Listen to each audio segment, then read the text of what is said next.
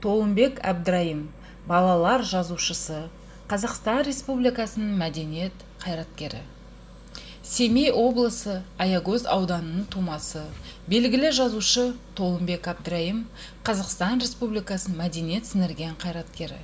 Мектеп бітіргесін Аягөз автомобиль жөндеу зауытында, Бейімбет Майлин ауылдық кеңесінде, Шұбартау аудандық Жаңа өмір газетінде, Талғар аудандық Алатау жұлдызы, Алматы облыстық Жетісу, республикалық қазақ әдебиеті газеттерінде, Көкшетау телерадио комитеттерінде еңбек еткен.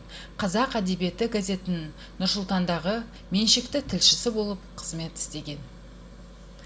1991 жылы Қазақ мемлекеттік университетінің журналистика факультетін тамамдаған.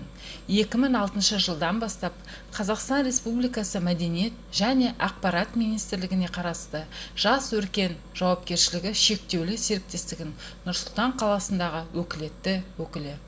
Алғашқы әңгімелері мен очерктері 1907 жылдан бастап газет-журналдарда жарияланып келеді. 1988 жылы Елегізу атты әңгімесі Арман қанатында жинағына енген. Бірнеше құрмет грамотасымен Білім және ғылым министрлігінің Ыбырай Алтынсарин медалімен марапатталған. Кітап «Өмір бұлағы». Толымбек Әбдірайымның «Әлеулеп ұшқан тырналар» атты жинағымен таныстырғым келеді. Бұл жинағына кейінгі жылдары жазған әңгімелері мен повесі еніп отыр. Жазушы әңгімелерінде балаларды адалдыққа, адамгершілікке, қарапайымдылыққа, еңбек сүйгіштікке баулайды.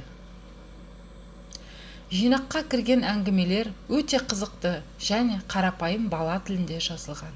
Туындылардың бәрі жасөспірімдерге арналған.